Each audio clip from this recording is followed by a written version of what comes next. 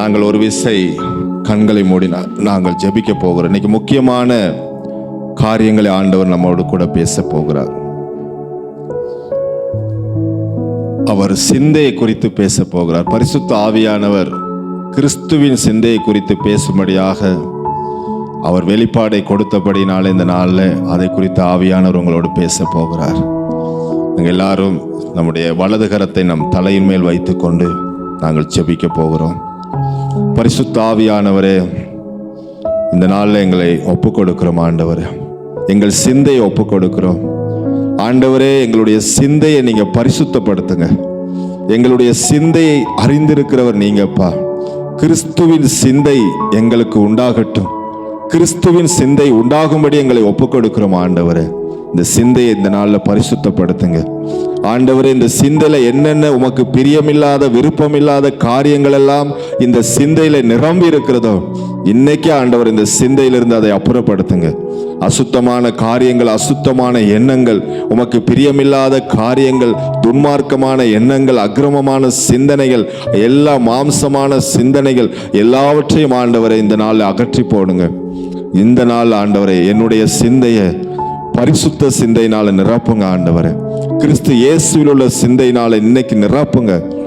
ஆண்டவரே, இந்த சிந்தை பலவீனமா இருக்கக்கூடாது. ஆண்டவரே, இது பலமுள்ள சிந்தையாக மாறணும். ஆண்டவரே, பலமுள்ள சிந்தையாக மாற வேண்டும் என்று சொன்னால் உம்முடைய சிந்தை எங்களுக்குள்ளாக வர வேண்டும். ஆண்டவரே, வர வேண்டும் சுவாமி. பிசாசை எதிர்க்கிற அந்த வல்லமை கிறிஸ்து இயேசுவில் உள்ள சிந்தையில உண்டாயிருக்கிறது. அப்படியாக ஆண்டவரே, எங்கள் ஒவ்வொருவரையும் இந்த நேரத்திலே நாங்கள் ஒப்புக் கொடுக்கிறோம். உம்முடைய வார்த்தைக்கு ஒப்புக் கொடுக்கிறோம். கிறிஸ்துவின் சிந்தையினால எங்களை நிரப்புங்க. பரிசுத்த சிந்தையினால நிரப்புங்க. இயேசுவின் நாமத்தினாலே ஒப்புக் கொடுத்து ஜெபிக்கிறோம் ஜீவனுள்ள நல்ல பிதாவே, ஆமென், ஆமென். கர்த்தர் நல்லவர். நாங்கள் அப்படியாக யாருமாக அமர்ந்து கொள்வோம். கர்த்தர் நல்லவர். நமக்கு விசேஷமாக நம்முடைய சிந்தை ரொம்ப முக்கியமானது. சிந்தைங்கிறது மனசு இல்லைங்களா? எல்லாவற்றுக்கும் மனசு தான் காரணம். ஒரு மனுஷன் விழுந்து போறதுக்கும் மனசு தான் காரணம். ஒரு மனுஷன் வாழ்றதுக்கும் மனசு தான் காரணம்.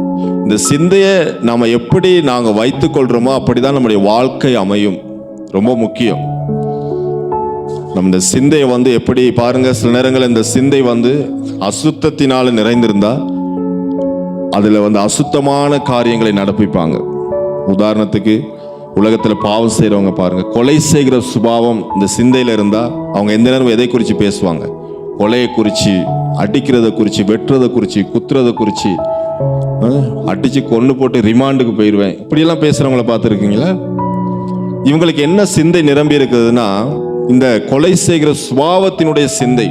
அடிக்கணும், கொல்லணும். அப்படியாப்பட்டவங்க அடிச்சாதான் அவங்க தாகம் தீரும், மனசு திருப்தி ஆகும். அது மாதிரி பாவம், விபச்சார சிந்தை.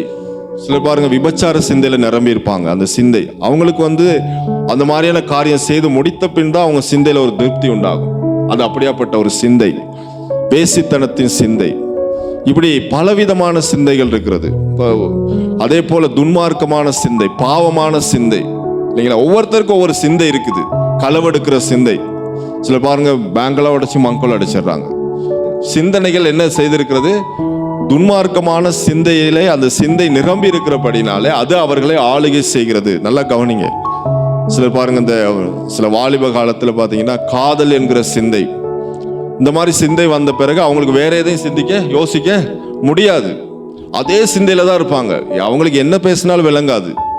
அப்படியாப்பட்ட ஒரு சிந்தை. ஒரு மனுஷனை என்ன சிந்தை ஆளுகை செய்கிறதோ அவங்க வாழ்க்கை அப்படிதான் இருக்கும். அவங்க எண்ணங்கள் அப்படித்தான் இருக்கும்.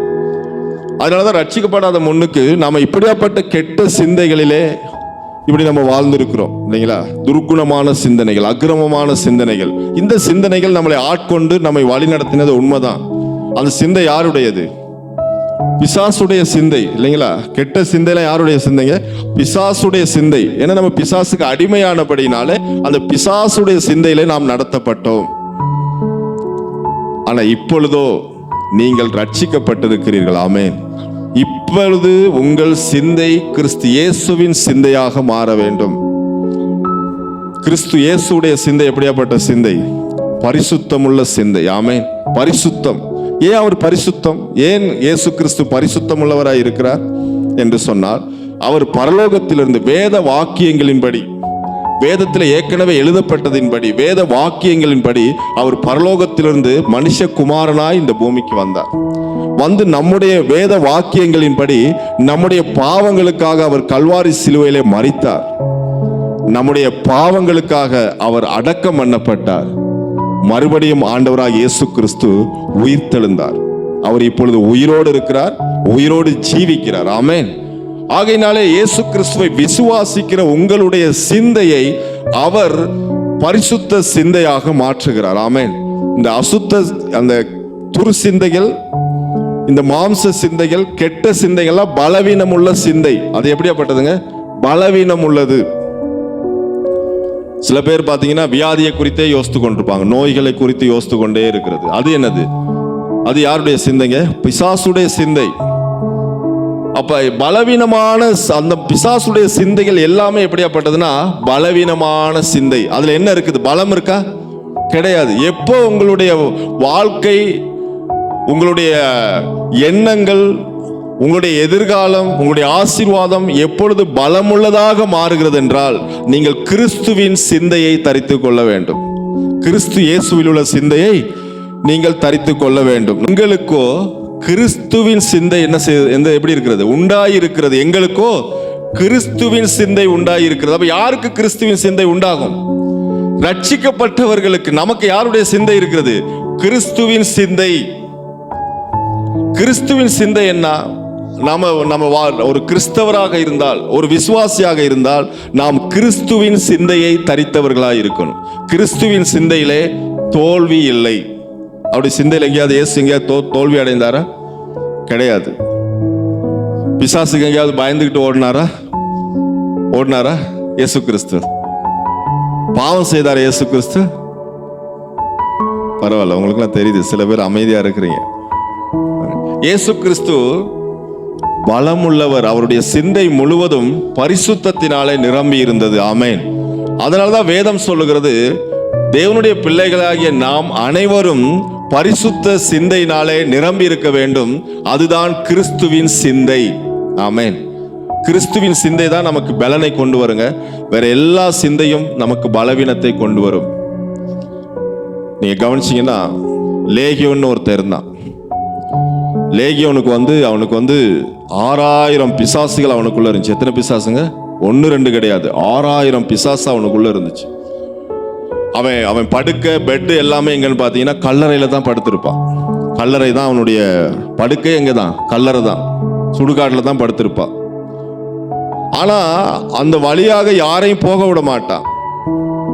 அவன் கல்லடிப்பான். அவன் டெய்லி ரத்தத்தை பார்க்கணும். அது ரத்த பிசாசு. ரத்தத்தை காண்கிற சொல்லுவாங்கள்ல, ரத்த காட்டேரின்னு சொல்லுவாங்க பாருங்க, மோசமான பிசாசு. அப்படியாப்பட்ட 6000 பிசாசுகள் அவனுக்குள்ள இருந்தது. காயப்படுத்துறது, மற்றவங்களை துன்புறுத்துறது, அதுதான் அவனுடைய வேலை. அவனை என்ன செய்வாங்கன்னா, அதுக்கு பயந்துகிட்டு அவனை பெரிய சங்கிலியெல்லாம் போட்டு கல்லறையோட சேர்த்து கட்டி வைப்பாங்க. ஆனா அந்த சங்கிலியெல்லாம் என்ன செஞ்சிருவான்? உடைச்சிருவான். அந்த அசுத்த ஆவி என்ன செஞ்சிருவான்?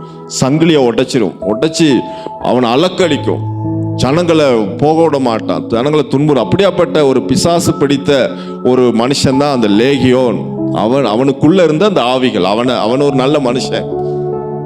மனுஷர்கள் எல்லாரும் நல்லவர்கள் தாமே. ஆனா மனுஷர்களுக்குள்ள இருக்கிற பிசாசு தான் மோசமான ஆவி. அதுதான் மனுஷன் என்ன செய்யும்? மோசமா பாடாப்படுத்தும் அந்த ஆவிகள். அப்ப இவன் என்ன பண்றான்னா, கல்லறையில இருக்கிறான். இயேசு கிறிஸ்து அந்த கெத்தரேன் என்கிற அந்த ஊருக்குள்ள போறார். படகுல இருந்து இறங்கி, மிச்ச தூரம் அந்த கல்லறை இருக்குது. இவர் படகுல இருந்து இறங்கி கால் எடுத்து அந்த பூமியில நிலத்துல கால் எடுத்து வச்சு அப்படியே நடந்து போறார். போகும் பொழுது நீங்க பாத்தீங்கன்னா, இந்த கல்லறையில இருந்த இந்த லேகியோன், இவனுக்குள்ள இருக்கிற அந்த ஆவி அவனை இயேசு கிறிஸ்துக்கு நேராக வழி நடத்துகிறது. இவன் என்ன செய்ய? ஆண்டவர் அங்கிருந்து நடந்து வர்றாரு, இவன் ஆண்டவரை எதிர்கொண்டு போறான். எல்லாரும் பார்த்துக்கிட்டு இருக்கிறாங்க. மேல எல்லாம் கூட்டமா பண்டி மேய்ச்சிக்கிட்டு இருக்கிறவங்களாம் இருக்கிறாங்க. இப்ப எல்லாரும் பார்க்குறாங்க, இவன் இயேசு கிறிஸ்து ஏதோ பண்ண போறான். ஏன்னா எல்லா மனுஷனும் என்ன செய்யறவன்? காயப்படுத்துறவன். ரத்தத்தை பார்க்கணும், ஒவ்வொரு நாளும் அவன் ரத்தத்தை பார்க்கணும். அப்படியாப்பட்ட மோசமான ஆவிகளுடைய 6000 ஆவிகள் அவனுக்குள்ள இருந்தது. இப்ப இயேசு அங்கிருந்து நடந்து வர்றாரு. இவன் இயேசு கிறிஸ்துவை நோக்கி போறான். போகும்பொழுது ஜனங்களுக்கெல்லாம் ஒரு பெரிய பார்க்குறவங்களுக்குலாம் இவன் என்னவோ பண்ண போறான் அப்படின்ற மாதிரி எல்லாம் பார்க்குறாங்க. ஆனால் இவன் ஓடி போயிட்டு நேரா இயேசு கிறிஸ்துடைய பாதத்திலே பணிந்து கொண்டான். சரிங்களா? ஓடி போயிட்டு நேரா என்ன செஞ்சான்? முகம் குப்புற விழுந்து இயேசுவை சஷ்டாங்கமாய் பணிந்து கொண்டானா. சஷ்டாங்கம்னா முழு நேர படுத்து அப்படியே ஆண்டவர் பாதத்தில் விழுந்து வணங்கினான். யாரு? இவனா? இவனுக்குள்ள இருக்கிற பிசாசா? வேற யாருமா இருந்திருந்தா என்ன செஞ்சிருப்பான்? காயப்படுத்தியிருப்பான் இல்லையா? அவனுக்கு டெய்லி என்னத்தை பார்க்கணும்? ரத்தத்தை பார்க்கணும். அந்த பிசாசு வந்து ரத்தத்தை பார்க்கணும். அப்படி மோசமான பிசாசு. வேற யாருமா இருந்தா அவன் காயப்படுத்தி ரத்தத்தை பார்த்திருப்பான். ஆனா ஏன் இவன் வந்து இயேசு கிறிஸ்துவை பார்த்த உடனேயே சாஷ்டாங்கமாய் விழுந்து பணிந்து கொள்ளுகிறான்? காரணம் என்ன? அவர் சிந்தை முழுவதும் எப்படி இருந்துச்சு?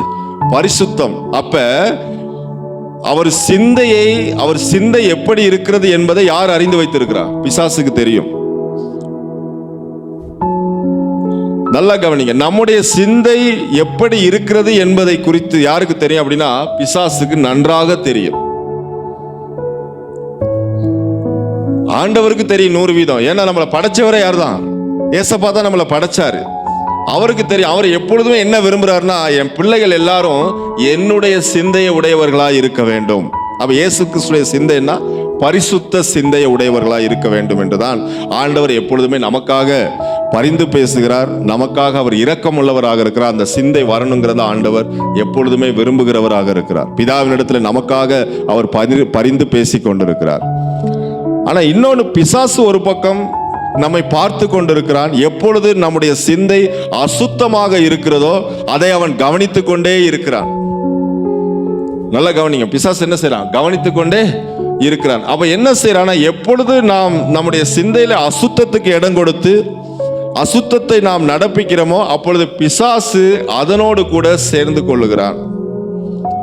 அது பார்க்கிறான், சிந்தையை பார்க்கிறான். இதுல நிறைய அசுத்தம் நிரம்பி இருந்தா அவன் என்ன செய்யறான்? போயிட்டு இன்னும் அதோட கொடுமையான 7 ஆவிகளை கூட்டி கொண்டு வரான். எத்தனை ஆவிகளை?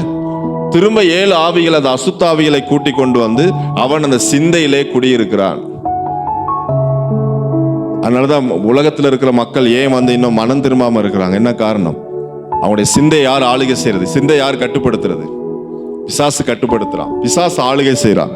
அந்த சிந்தை பிசாசுக்கு அடிமையாகி இருக்கிறது. பிசாசு அதை கட்டுப்படுத்தி கொண்டிருக்கிறான். இப்போ உங்களோட போனை யார் கட்டுப்படுத்துறது? போனை அது ஒட்டவா வேலை செய்யுமா? நீங்க கண்ட்ரோல் பண்ணுவீங்களா? போனை யார் கண்ட்ரோல் பண்றது? நாம தானே கண்ட்ரோல் பண்றோம். ஏன்னா அந்த போன் நமக்கு அடிமையா இருக்குது. நமக்கு டச் பண்ணாதான் அது போகுது எல்லா இடத்துக்கும். அது பாட்டுக்கு இருந்தா அது பாட்டுக்கு இருக்கு. நம்ம எடுத்து எப்ப டச் பண்றோமோ அப்ப போயிடுது. அது மாதிரி பிசாசு என்ன செய்யறான்னா கண்ட்ரோல் பண்ணுகிறான். அந்த சிந்தை என்ன செய்கிறான்? கண்ட்ரோல் பண்ண பிறகு அவை சொல்றதுக்கு தான் நம்ம செய்வோம். நம்மளால சுயமா தீர்மானம் எடுக்க முடியாது. பிசாசு கண்ட்ரோல் பண்ணி நடத்துகிறான். அப்ப என்ன ஆவிகள் இருக்கிறதோ, என்ன ஸ்பிரிட்ல அவங்க ஆவிகள் அடிமையாகி இருக்கிறாங்களோ, அப்போ அந்த பிசாசு என்ன செய்வான்? அவர்களை வழி நடத்துகிறவனாக இருக்கிறான். ஆமென். இப்ப நல்லா கவனிங்க. அதனாலதான் இயேசு கிறிஸ்து இந்த பூமிக்கு வந்தார். ஏன் வந்தார்னா, இந்த பிசாசினுடைய அடிமைத்தனத்திலிருந்து நம்மை விடுதலையாக்கி நம்முடைய சிந்தையை பரிசுத்தமாக்கும்படியாக ஆண்டவர் இந்த பூமிக்கு வந்தார். ஆமென். பரிசுத்தமான சிந்தையில தான் பலன் இருக்கிறது. பரிசுத்தம், உங்க சிந்தை பரிசுத்தத்தினாலே நிரம்ப நிரம்ப நிரம்ப நிரம்ப நிரம்ப பிசாசுக்கு அங்க ஒரு துளி கூட இடம் கிடையாது. உங்க சிந்தைக்குள்ள நுழையவே முடியாது. ஏன்? அவன் பார்க்கறான் வந்து இதெல்லாம் எப்படி நிரம்பி இருக்குது?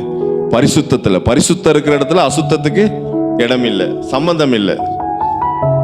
அப்ப நாம் என்ன செய்ய வேண்டும்? நாம் ரட்சிக்கப்பட்டுட்டோம். ஆண்டவர் ஏசப்பா நமக்குள்ள வந்துட்டாரு. உங்களுக்குள்ளதான் ஏசப்பா இருக்கிறாரு. பரிசுத்த ஆவியானவர் உங்களுக்குள்ளதான் இருக்கிறாரு. இப்ப நாங்க என்ன செய்ய வேண்டும் என்றால், நம்முடைய சிந்தையை நாம் ஆளுகை செய்ய வேண்டும். நாம் பரிசுத்தப்படுத்த வேண்டும். ஆமென். இயேசு கிறிஸ்து இந்த சிந்தையை ஆளுகை செய்வதற்கு நாம் இடம் கொடுக்க வேண்டும். அவர் ஆளுகை செய்ய என்ன செய்ய? இந்த சிந்தையை இடம் கொடுக்கணும் அவருக்கு. அவர் ஆளுகை செய்யணும். அப்ப பரிசுத்தம் நம்ம சிந்தையை ஆளுகை செய்கிறது. அவர் ஆளுகை செய்வார். பிசாசு எப்படி அடிமைப்படுத்தி வச்சிருந்தாலும் சிந்தையை, அதுபோல இப்பொழுது ரட்சிக்கப்பட்டதற்கு பின்பதாக பரிசுத்த ஆவியானவர் நம்முடைய சிந்தை என்ன செய்கிறார்? ஆளுகை செய்து பரிசுத்தப்படுத்துகிறார்.